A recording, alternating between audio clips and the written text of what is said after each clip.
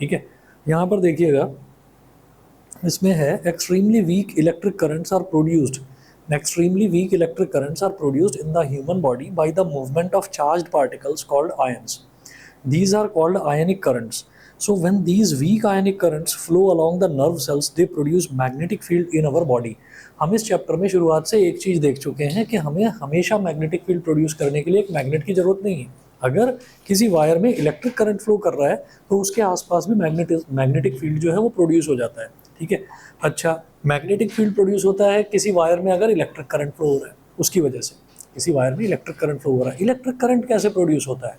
Electric current ऐसे produce होता है कि वो जो किसी भी वायर में अगर करंट फ्लो कर रहा है तो उसमें जो करंट फ्लो करता है वो आयंस के फ्लो की वजह से जो है प्रोड्यूस होता है. आयंस का फ्लो क्या है? जैसे मान लीजिए हमने ये देखा कि जो इलेक्ट्रिक करंट है, इलेक्ट्रिक करंट किस में फ्लो होता है? कंडक्टर्स में फ्लो होता है. अब कंडक्टर्स क्या है? कंडक्टर्स हो गए जैसे आपके जितने भी मेटल्स हैं, मेटल्स ही तो सारे कंडक्टर्स हैं. जैसे आयरन हो गया, तो लोहे की अगर कोई रॉड है उसको अगर मैंने किसी लाइव वायर से छू दिया तो अगर हमने इधर से छू रखा है तो हमको करंट लगेगा बड़ी जोर से. अब आप ये देखिए, सेम थिंग कॉपर के साथ होती है, सेम थिंग एल्यूमिनियम के साथ होती है. तो जितने भी मेटल्स हैं उन सब में करंट फ्लो होता है. क्यों फ्लो होता है? क्योंकि उनके अंदर चार्ज पार्टिकल्स होते हैं.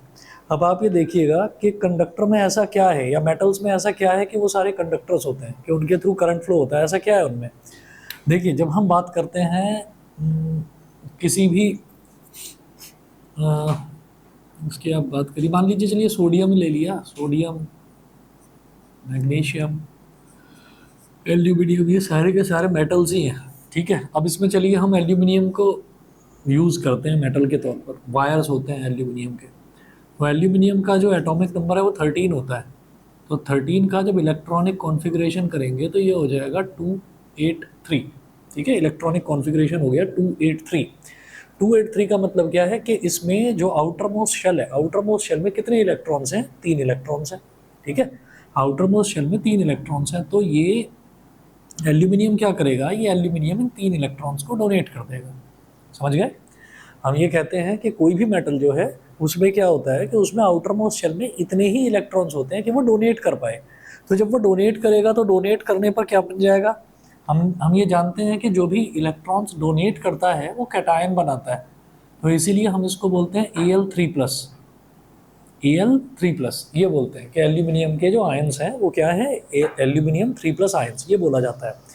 तो हम ये कहते हैं, कभी भी आप नोटिस करिएगा कि कभी देखा टीवी में आरओ वगैरह का ऐड आता है कि ये इस वाले आरओ में मैग्नीशियम, पानी में मैग्नीशियम ऐड कर देता है, ये इसमें सोडियम ऐड हो जाता है, फॉस्फोरस आयंस, कॉपर आयंस. एक में तो दिखाते हैं कि वो आंटी हैं, वो पुशअप्स लगाती हैं, बड़ी बूढ़ी सी आंटी हैं, वो 2 हाथों पर खड़ी हो जाती हैं ऐसी, तो भाई ये ना इन्होंने ना हैवल्स के आरओ का पानी पिया इसलिए इनके अंदर इतनी ताकत है. तो वो जो चीज़ें हैं वो क्या है कि कॉपर आयन हमारी बॉडी के अंदर फ्लो कर रहा है. आयरन कभी भी होता है कि कोई इंसान है उसका रंग जो है वो अनएक्सपेक्टेडली गोरा हो जाए, इतना गोरा हो जाए कि वो सफ़ेद लगने लगे, डर लगने लगे उसे देखकर. तो डॉक्टर उसको देख के बता देता है, बेटा अनीमिया हो गया तुमको. उसमें क्या होता है कि आयरन की कमी.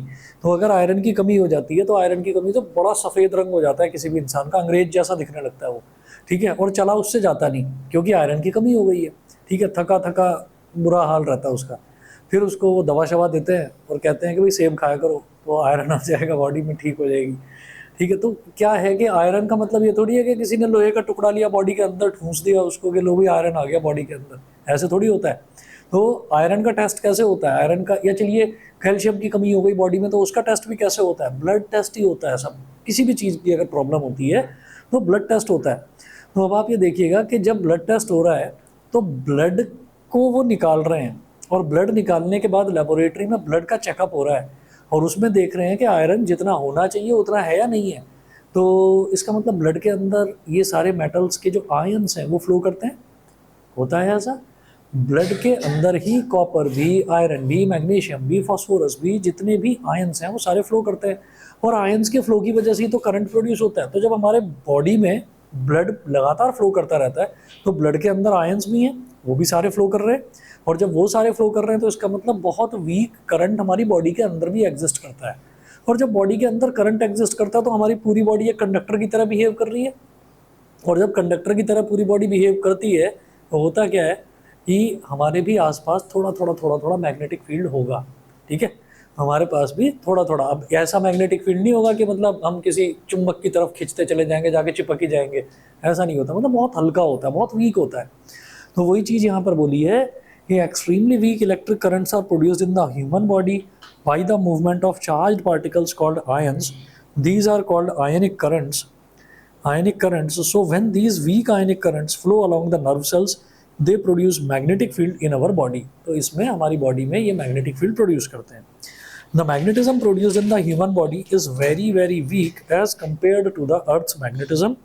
The two main organs of the human body where the magnetic field produced is quite significant are the heart and brain. तो पूरी बॉडी में तो ऐसा कोई बहुत ज़्यादा मैग्नेटिक फील्ड जो है वो मतलब वो प्रोड्यूस नहीं करती है, लेकिन दो मेन ऑर्गन्स हैं जिसमें मैग्नेटिक फील्ड बहुत ज़्यादा सिग्निफिकेंटली देखने को मिलता है, एक तो हमारा हार्ट और एक हमारा ब्रेन, दो में बहुत ज़्यादा मैग्नेटिज्म देखने के लिए मिलता है।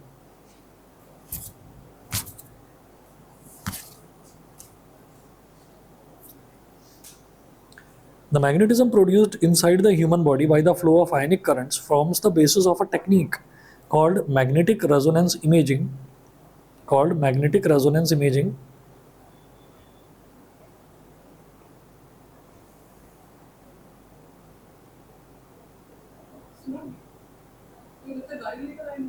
कोई गाड़ी, कोई कार से आया क्या? नहीं नहीं नहीं नहीं ना ना नहीं, बच्चे हैं, बच्चे गाड़ी कहाँ? हाँ।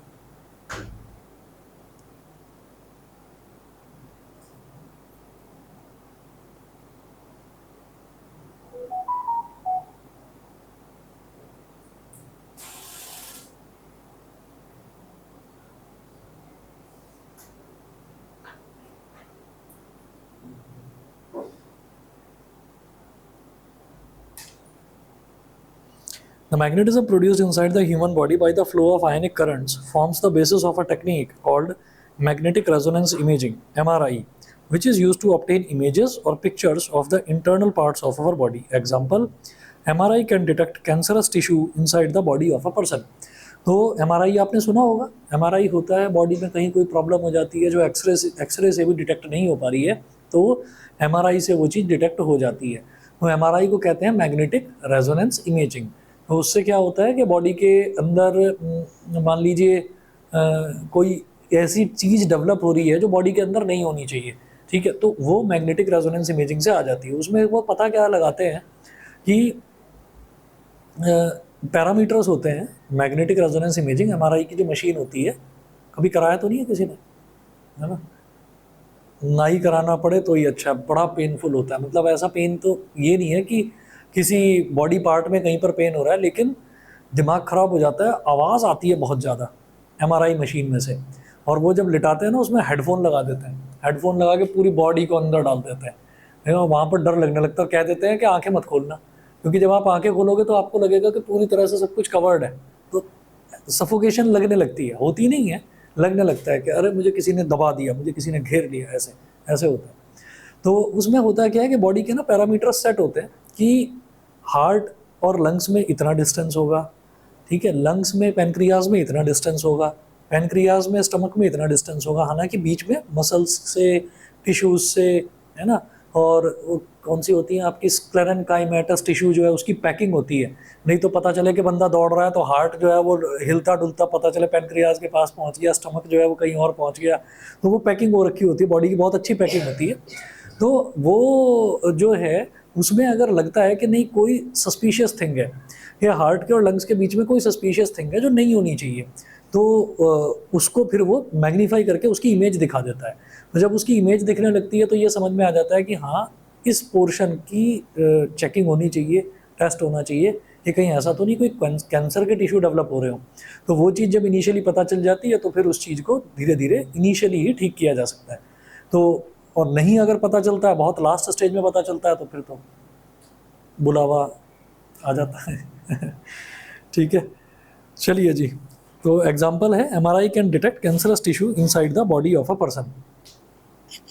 अच्छा जी, अब आगे चलते हैं, नेक्स्ट टॉपिक देखेंगे। तो magnetic field in human beings में आपसे एक ही चीज़ पूछी जा सकती है कि जो MRI है, MRI से क्या होता है? MRI से बॉडी की ऐसी ऐसे पोर्शंस की फ़ोटो ली जा सकती है, इंटरनल ऑर्गन्स की फ़ोटो ली जा सकती है, जहाँ पर नॉर्मली डॉक्टर जो है वो हाथ से चेक वेक करके नहीं बता सकता कि नहीं पेट में यहाँ पर गड़बड़ है या इधर गड़बड़ है, तो वो इस तरह से नहीं बता सकता है।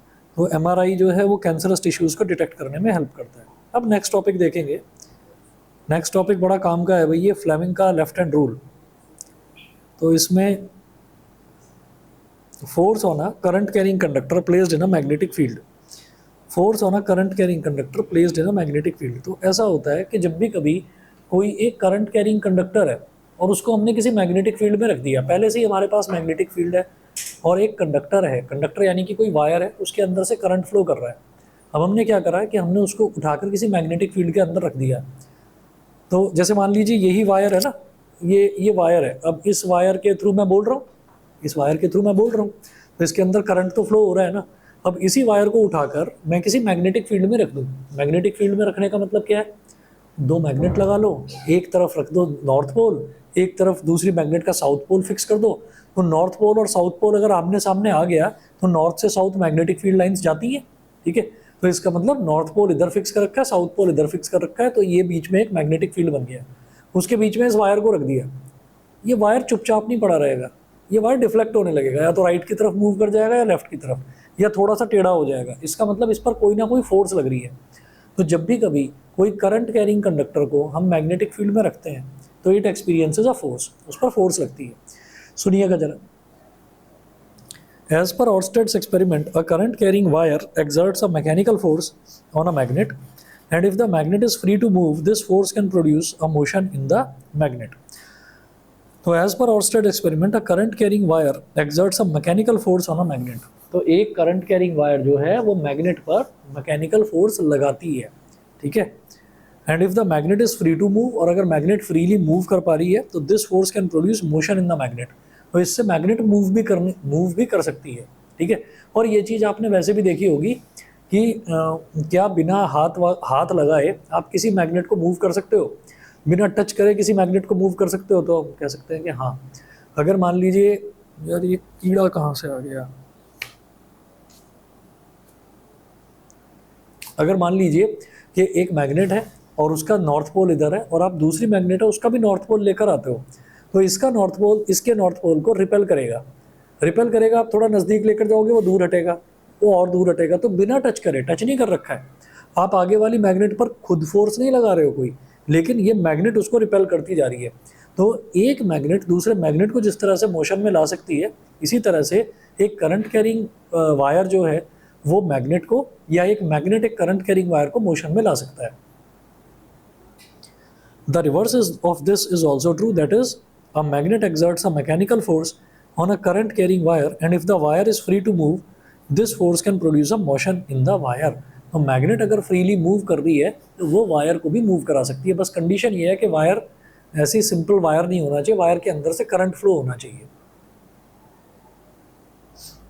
Thus, when a current carrying conductor is placed in a magnetic field, a mechanical force is exerted on the conductor which can make the conductor move. This is known as the motor principle and forms the basis of a large number of electrical devices like electric motor and moving coil galvanometer. ठीक है, तो electric motor और moving coil galvanometer इसी principal पर based है और इसी की वजह से वो दोनों काम भी करते हैं। तो अब हम ये देखेंगे कि किस तरीके से डायरेक्शन का पता लगाया जा सकता है। तो उसका एक रूल होता है, उसको कहते हैं Fleming's left hand rule for the direction of force. Force की डायरेक्शन निकालने के लिए फ्लेमिंग का लेफ्ट हैंड रूल होता है। इस चीज़ को सबसे पहले पता किसने लगाया था, ऑर्स्टेड ने। लेकिन आगे जो रूल है कि डायरेक्शन ऑफ फोर्स किस तरफ होगी, कोई भी वायर अगर मूव करेगा तो किस तरफ मूव करेगा, लेफ्ट की तरफ, राइट की तरफ, ऊपर या नीचे, किधर मूव करेगा, तो वो पता लगाया था फ्लेमिंग ने। तो देखिएगा, hold the forefinger, center finger and thumb of your left hand at right angles to one another. Adjust your hand in such a way that the forefinger points in the direction of magnetic field and center finger points in the direction of current. Then the direction in which thumb points gives the direction of force acting on the conductor. तो आपको करना क्या है कि Fleming का left hand rule ये कहता है कि आपने अपनी तीनों फिंगर्स को इस तरीके से स्ट्रेच कर दिया, ठीक है। अब जब इनको ऐसे ही स्ट्रेच करना है, ऐसे ऐसे, या मोड़ मत लेना हो हाथों को, है ना। तो इनको स्ट्रेचिंग जो है, स्ट्रेचिंग इस तरीके से करनी है। तो जब आपने इस तरह से स्ट्रेच करा तो इसमें होगा क्या कि जो ये थंब है और ये जो इंडेक्स फिंगर है, थंब और इंडेक्स फिंगर के बीच में 90 डिग्री का एंगल, इंडेक्स फिंगर और सेंट्रल फिंगर के बीच में 90 डिग्री का एंगल, और थंब और सेंट्रल फिंगर इसके बीच में भी 90 डिग्री का एंगल। मान लीजिए जैसे एक्स एक्सिस आगे की तरफ, वाई एक्सिस हॉरिजॉन्टली और जेड एक्सिस नीचे की तरफ। ठीक है, तो एक्स एक्सिस, वाई एक्सिस और जेड एक्सिस के बीच में, तीनों के बीच में 90 डिग्री का एंगल होता है। तो उसी तरह से हमने तीनों फिंगर्स को स्ट्रेच कर दिया। स्ट्रेच करेंगे तो हम ये कहते हैं कि भाई फैमिली में देखा जाए तो एक्सेप्शंस की बात छोड़ दीजिए, नॉर्मली तो फादर की एज मदर से ज़्यादा ही होती है। ठीक है ना, किसी किसी घर में ऐसा भी होता है कि भाई मम्मी 1-2 साल बड़ी है पापा से, है ना, ऐसा भी होता है।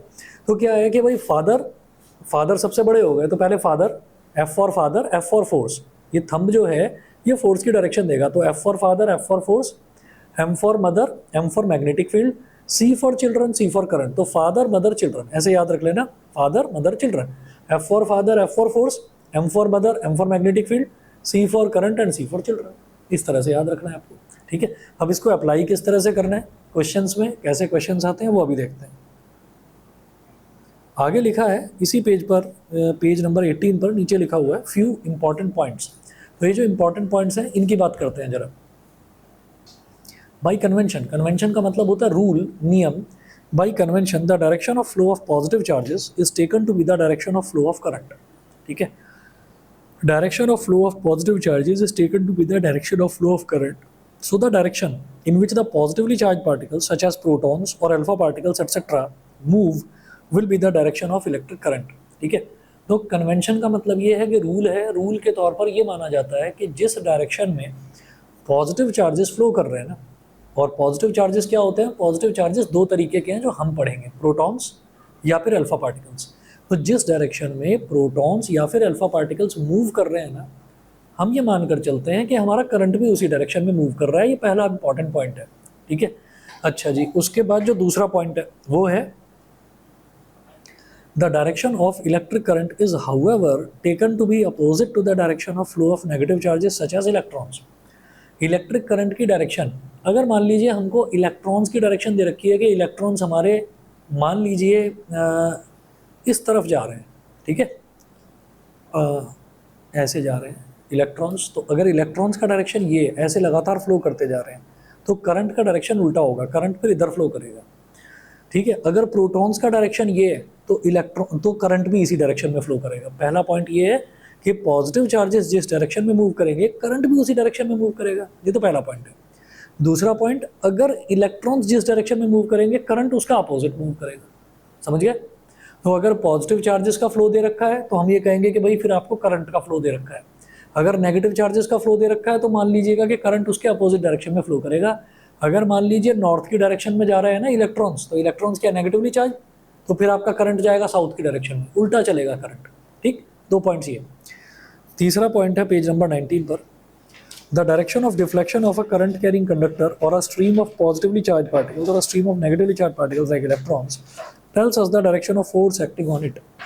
तो हमारे पास अगर मान लीजिए इलेक्ट्रॉन्स हैं, उनमें डिफ्लेक्शन हो जाता है, या प्रोटॉन्स हैं, उनकी डायरेक्शन में डिफ्लेक्शन हो जाता है। डिफ्लेक्शन का मतलब जाना तो किसी डायरेक्शन में चाहिए था, मुड़ गए कहीं और। ठीक है, तो उनका जो डिफ्लेक्शन का डायरेक्शन है वही फोर्स का डायरेक्शन है।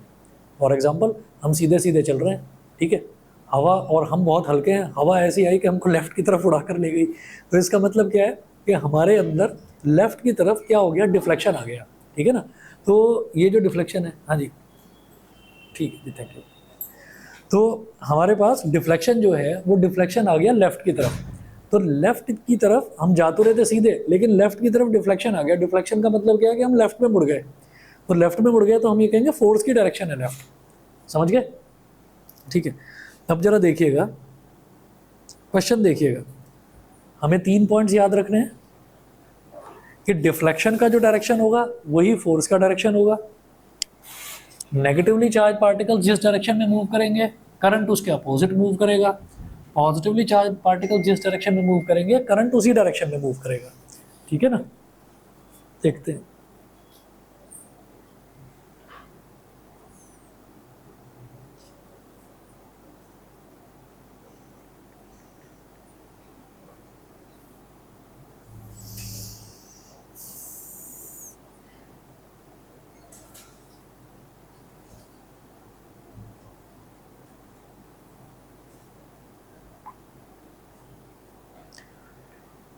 अच्छा पता नहीं मैंने आपको बताया था या नहीं, आप लोग ना थोड़ा तैयारी रखना कि आपका नेक्स्ट जो टेस्ट है वो साइंस का लूँगा मैं टेस्ट।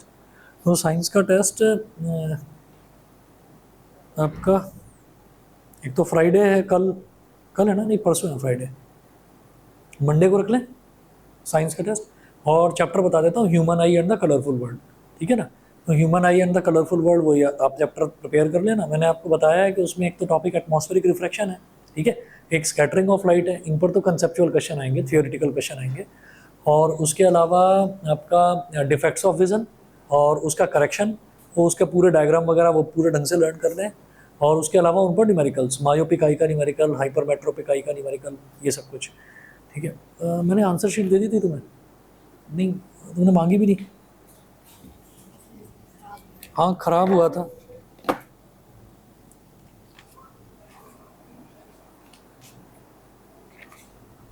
मेघा तो आई नहीं है। हाँ खराब हुआ है काफ़ी।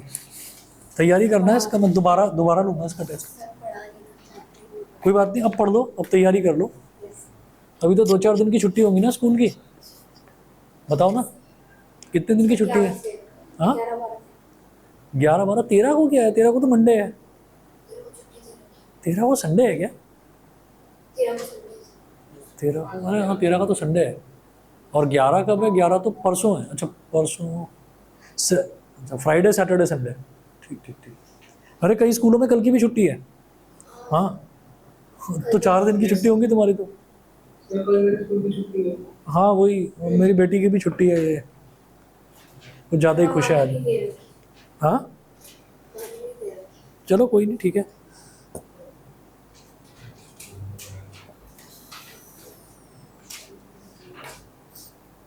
चलिए जी, तो क्वेश्चन देखिएगा क्या है। अ stream of positively charge particles, alpha particles. अब एक चीज़ याद रखिएगा कि एक चीज़ ना आपने शायद पहले कभी सुनी नहीं होगी। प्रोटॉन्स तो सुन रखा है, प्रोटॉन्स तो पॉजिटिवली चार्ज पार्टिकल्स होते हैं।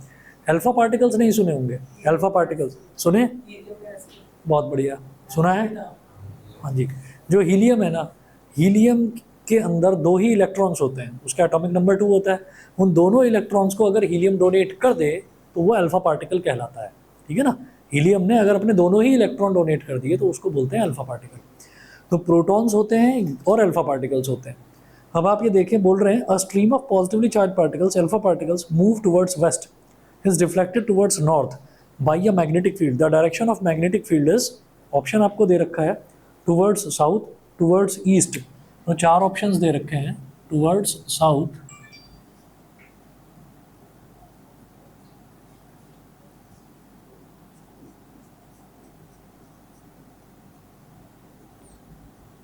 टुवर्ड्स ईस्ट, और सी है डाउनवर्ड्स, और डी है अपवर्ड्स।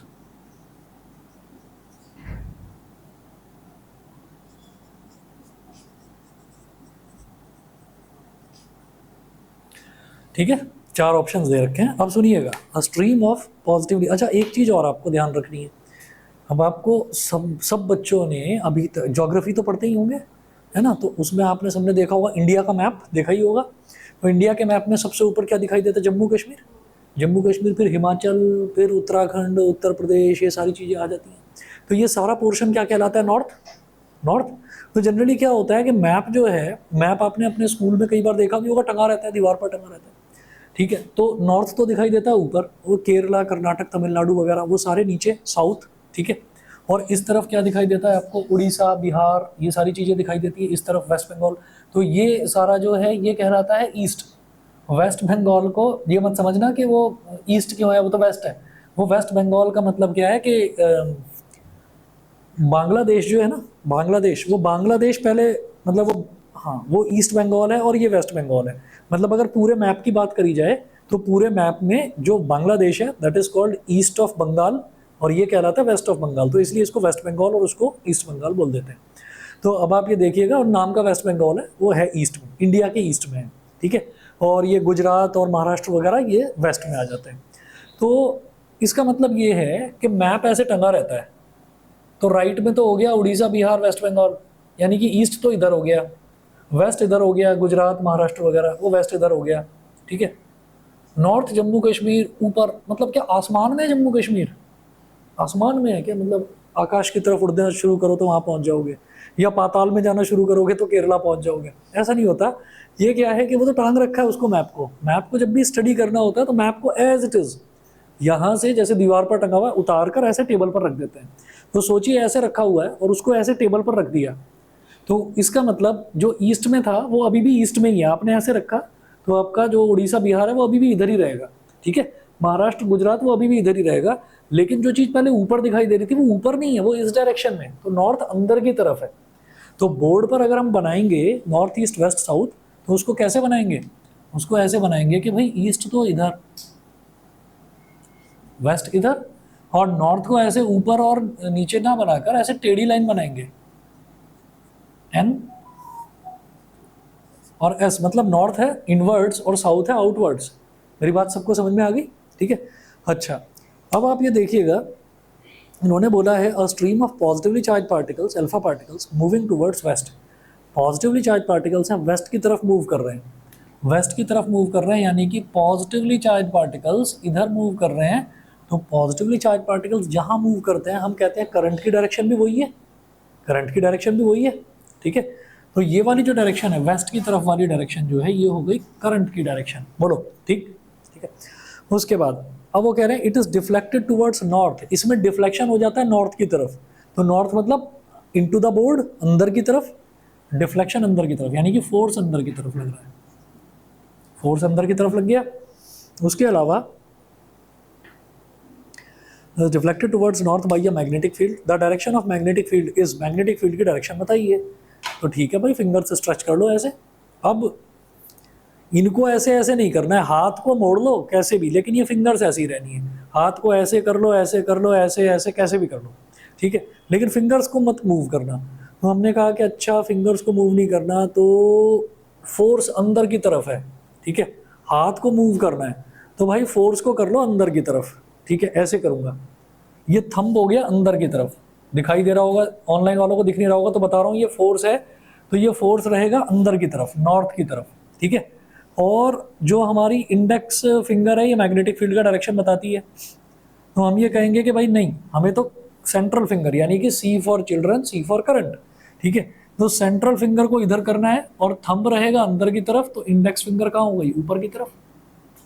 नहीं समझे, दोबारा देख लीजिए, नॉर्थ कहाँ है, नॉर्थ है अंदर की तरफ, नॉर्थ अंदर की तरफ, और करंट कहाँ आ रहा है, इस तरफ।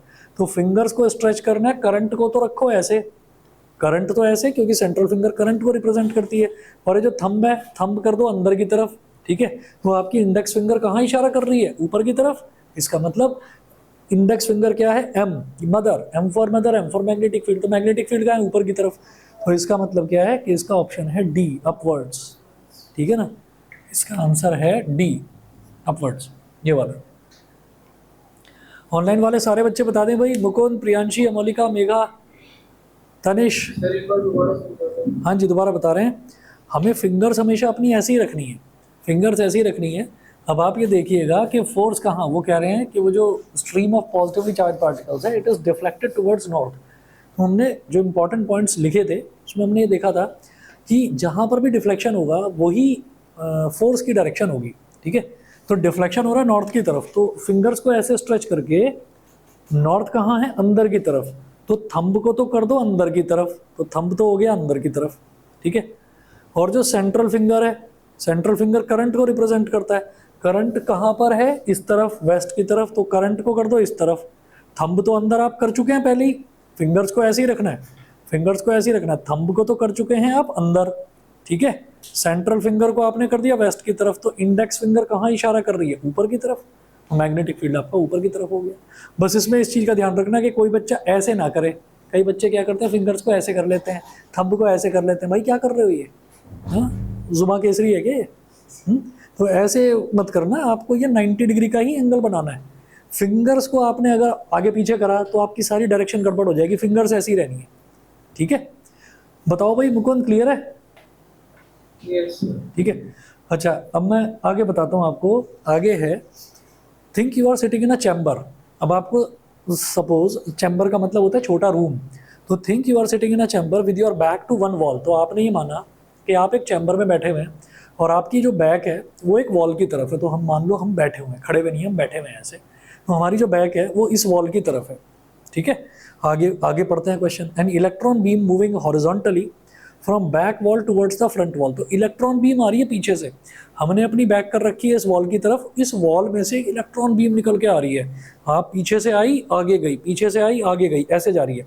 तो इलेक्ट्रॉन्स ऐसे जा रहे हैं, जब इलेक्ट्रॉन्स ऐसे जा रहे हैं तो इसका मतलब करंट कहाँ आ रहा है, हमारी तरफ। जहां पर भी इलेक्ट्रॉन्स ट्रैवल करेंगे करंट उसका अपोजिट ट्रैवल करेगा, तो करंट इज कमिंग टुवर्ड्स अस। इसका मतलब फिंगर्स को ऐसे स्ट्रेच करके इसको सेंट्रल फिंगर को अपनी तरफ कर लेना कि करंट आपकी तरफ आ रहा है, समझ गए, करंट आपकी तरफ आ रहा है। उसके बाद कह रहे हैं कि an electron beam moving horizontally from back wall towards the front wall is deflected by a strong magnetic field to your right side. तो वो जो इलेक्ट्रॉन बीम है उसमें डिफ्लेक्शन कहाँ होता है, हमारी राइट की तरफ, हमारी राइट साइड में डिफ्लेक्शन हो जाता है। इलेक्ट्रॉन बीम आई पीछे से गई आगे, पीछे से आई आगे गई, इसका मतलब क्या है कि करंट हमारी तरफ आ रहा है, करंट तो आ गया हमारी तरफ, ये सेंट्रल फिंगर को कर लो अपनी तरफ। डिफ्लेक्शन हो रहा है towards our right side, deflection क्या है, थंब, तो थंब को कर दो, इसको ना, इसको सेंट्रल फिंगर को ऐसे ही रखते हुए हाथ को ऐसे घुमाना कि थंब हमारा इस तरफ हो जाए, राइट की तरफ, तो सेंट्रल ये इंडेक्स फिंगर का है नीचे की तरफ, नीचे की तरफ, यानी कि मैग्नेटिक फील्ड का करंट डाउनवर्ड्स। वो यही पूछ रहे हैं what is the direction of magnetic field, तो आप आंसर देख लीजिए डाउनवर्ड डायरेक्शन, ठीक है। मैग्नेटिक फील्ड इस केस में, जो दूसरा वाला केस है, इसमें डाउनवर्ड हो जाएगा। सभी को क्लियर है, ठीक है। अच्छा जी, नोट सभी के पास होंगे, पेज नंबर 20 पर आ जाओ। इलेक्ट्रिक मोटर पूरा काट दो, पेज नंबर 20 पर जो इलेक्ट्रिक मोटर है पूरा काट दो, सिलेबस में नहीं है। पेज नंबर 21 पूरा काट दो, पेज नंबर 22 पूरा काट दो, 23 भी पूरा कटेगा, 24 भी काट दीजिए, 25 भी काट दो,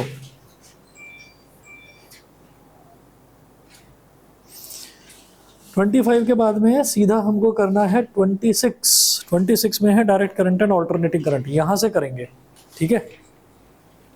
direct current and alternating current, ठीक। 1 मिनट दे दीजिए बस, 1 मिनट में आ रहा हूँ मैं, करवाता हूँ।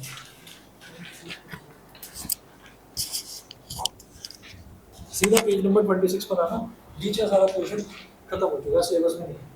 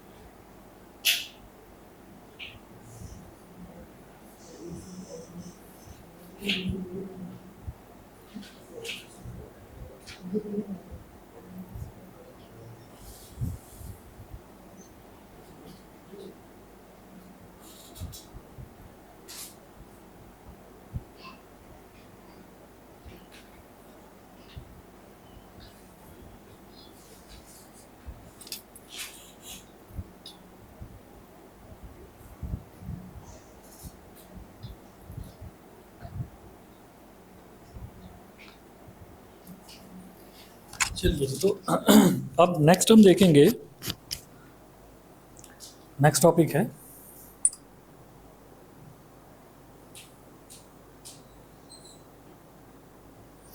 Direct current and alternating current. If the current flows in one direction only it is called a direct current. अगर करंट सिर्फ एक ही डायरेक्शन में फ्लो कर रहा है तो उसको डायरेक्ट करंट बोलते हैं। If the current reverses direction after equal intervals of time it is called alternating current, या फिर इसको एसी भी बोलते हैं।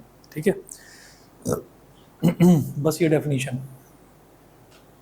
अगर करंट जो ऑल्टरनेटिंग करंट और डायरेक्ट करंट है ना, तो डायरेक्ट करंट में साइड में ऐसे ग्राफ बना लो, ऐसे बना लीजिए नोट्स में। इधर दिखाइए टाइम एक्स एक्सिस पर, इधर दिखाइए करंट, और ये ऐसे बना दो। बस ये ग्राफ है इसका कि ये टाइम बढ़ता जाता है और करंट लगातार जो है एक ही डायरेक्शन में फ्लो करता रहता है। This is called direct current, DC. ये तो डीसी हो गया।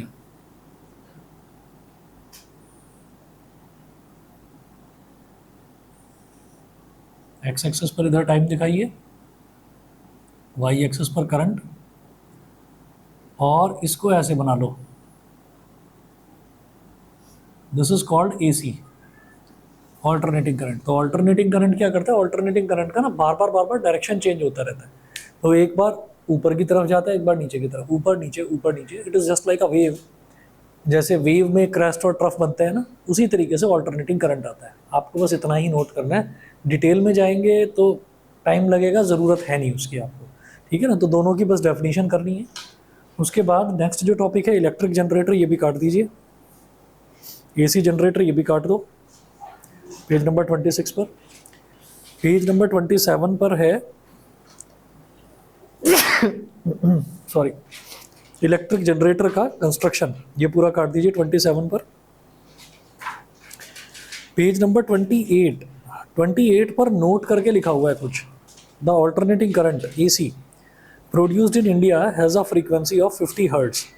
तो जो हमारे कंट्री में, इंडिया में, जो ऑल्टरनेटिंग करंट एसी प्रोड्यूस होता है उसकी फ्रीक्वेंसी होती है 50 हर्ट्ज, 50 हर्ट्ज बस। तो coil is rotated at the rate of, तो 50 हर्ट्ज का मतलब क्या है कि जिस कॉइल से करंट प्रोड्यूस होता है। अब वो कॉइल क्या है, उसका रोटेशन क्या है, ये आपको पता ही नहीं है, क्योंकि इलेक्ट्रिक करंट, इलेक्ट्रिक मोटर और इलेक्ट्रिक जनरेटर सिलेबस में नहीं है। तो क्या होता है कि जब इलेक्ट्रिक जनरेटर की बात करते हैं तो इलेक्ट्रिक जनरेटर की कॉइल होती है बड़ी, वो रोटेट करती है, और जब वो रोटेट करती है तो रोटेट करने से करंट प्रोड्यूस होता है। तो सिर्फ ये कहा जा रहा है 50 हर्ट्ज जो उसकी फ्रीक्वेंसी है, उसका मतलब क्या है कि coil is rotated at the rate of 50 revolutions पर सेकेंड। मतलब एक सेकंड में वो कॉइल 50 बार रोटेट करती है। देखिए ऐसा होता है कि जो कॉइल है ना, वो मैग्नेट की होती है और वो ना रोटेट करती है, और रोटेट करने से, किसी भी जनरेटर की अगर हम बात करें तो जनरेटर में बड़ी सी कॉइल है, वो रोटेट करती है, वो मैग्नेटिक कॉइल होती है। वो जब रोटेट करती है तो उसके रोटेट करने से करंट प्रोड्यूस होता है। उसका भी कंस्ट्रक्शन, वर्किंग वगैरह एक मतलब बहुत आसान कंसेप्ट है, कोई ज़्यादा मुश्किल नहीं है, पर क्योंकि सिलेबस में नहीं है तो मैं उस पर ज़्यादा ध्यान नहीं दे रहा हूँ। तो बस इतना याद रखिएगा कि जब भी कभी कोई मैग्नेटिक कॉइल रोटेट करती है तो रोटेट करने से करंट प्रोड्यूस होता है। तो इंडिया में ऑल्टरनेटिंग करंट की फ्रीक्वेंसी 50 हर्ट्ज है। इसका मतलब वो जो कॉइल है ना, वो 50 रिवॉल्यूशंस, 50 बार रोटेट करती है एक सेकंड में। 50 हर्ट्ज का मतलब है 50 रोटेशन होंगे एक सेकंड में। ठीक है, इसके बाद आगे चलते हैं। In one revolution current reverses its direction 2 times. एक रिवॉल्यूशन में करंट अपनी डायरेक्शन 2 बार रिवर्स करता है। एक बार नीचे से ऊपर की तरफ, ठीक है, मतलब ऐसे जा रहा, तो अभी तो नीचे से ऊपर की तरफ जा रहा था, तो एक बार उसने अपनी डायरेक्शन चेंज करी, ऊपर से नीचे जाने लगा। फिर करंट नीचे जा रहा है, नीचे जा रहा है, नीचे जा रहा है, फिर डायरेक्शन चेंज कर ली, अब नीचे से ऊपर जाने लगा। तो एक साइकिल में ये एक साइकिल हुई, फिर ऐसी दूसरी साइकिल हुई, फिर ऐसी तीसरी साइकिल, तो एक साइकिल में करंट अपनी 2 बार डायरेक्शन चेंज करता है। इसका मतलब कि 50 रिवॉल्यूशन में वो कितनी बार डायरेक्शन चेंज करेगा? 100 बार, 50 × 2, ठीक है, 100 टाइम्स। दस AC supply in India reverses its direction 100 times in 1 second, ठीक है। तो एक सेकंड के अंदर जो ट्यूबलाइट है वो 50 बार ऑन होती है, 50 बार ऑफ होती है, ठीक है। हमको तो ऐसा लगता है कि वो ऑन ही है, ठीक है। एक सेकंड के अंदर जो फ़ैन है वो 50 बार चलता है, 50 बार रुकता है। तो इसके अंदर ब्रेक पैड नहीं लगे हुए कि अगर करंट रुक गया तो एकदम रुक जाएगा, तो झटका ही लेता रहेगा बस कि चला रुका चला रुका चला रुका, नहीं। उसके अंदर रोलर बॉल्स लगी हुई हैं। तो इनर्शिया नाम की चीज़ होती है ना, इनर्शिया यही कहता है कि अगर इसने एक बार चलना शुरू करा तो आपने एक झटके के लिए बस स्विच ऑन करा, ऑफ कर दिया, तो क्या होगा? तब भी पंखा हल्का सा यूँ घूमेगा और घूमता रहेगा थोड़ी देर के लिए। तो वो बार बार करंट अपोजिट डायरेक्शन में जा रहा है, मतलब करंट बार बार रुक रहा है, करंट बार बार रुक रहा है, बार बार चालू हो रहा है, मतलब ऑन हो रहा है, ऑफ हो रहा है, ऑन हो रहा है, ऑफ हो रहा है। लेकिन वो जो ऑन वाला टाइम है ना, वो ऑन वाला उसको घुमाया जा रहा है, घुमाया जा रहा है, तो आपको वो चीज़ पता नहीं चल रही है, ठीक है। तो इसी तरह से ट्यूबलाइट है कि ट्यूबलाइट का जो मटेरियल है वो ग्लो कर रहा है, और हर सेकंड में, एक सेकंड देखो कितना छोटा सा होता है, एक सेकंड में 50 बार ऑन हो रही है, 50 बार ऑफ हो रही है। तो 50 बार ऑफ होने का हमें पता ही नहीं चल रहा है, क्योंकि वो लगातार ग्लो, जब कोई भी चीज़ ग्लो करती है तो जब उसको आप ऑफ करेंगे तो वो एकदम से ऑफ नहीं होती, वो धीरे से ऑफ होगी। अब जैसे ही धीरे से उसने ऑफ होना चालू करा, फिर करंट आ गया, फिर चालू, फिर ऑफ होना चालू हुआ, फिर करंट आ गया। तो बार बार उसको पुश करता रहता है। तो जब बार बार पुश करता रहता है तो बार बार वो ऑन ही होती हुई हमें दिखाई देगी। AC produced in India reverses its direction every 1/100 second. भाई DC जनरेटर है नेक्स्ट टॉपिक, ये भी काट दो। पेज नंबर 29 इसकी कंस्ट्रक्शन एंड वर्किंग, ये भी काट दो। पेज नंबर 30 भी पूरा कटेगा। पेज नंबर 31 पर अगला टॉपिक है डोमेस्टिक इलेक्ट्रिक सर्किट्स और डोमेस्टिक वायरिंग। बस जी यही आपका 1 या 2 पेजेस ये बचे हुए हैं, यही आपका लास्ट टॉपिक है। इसे नेक्स्ट क्लास में कर लेंगे कंप्लीट, आज इतना ही कर लीजिए। और human I and the colourful world की प्रिपरेशन करके रखिएगा। मैं मंडे को आपका टेस्ट लूँगा दशहरे की छुट्टी के बाद, ठीक है ना। चलिए जी फिर, ओके।